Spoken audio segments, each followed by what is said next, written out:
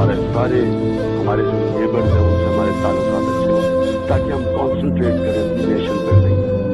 تو سب سے پہلے تو ہمارا جو نیبر ہے چائنا،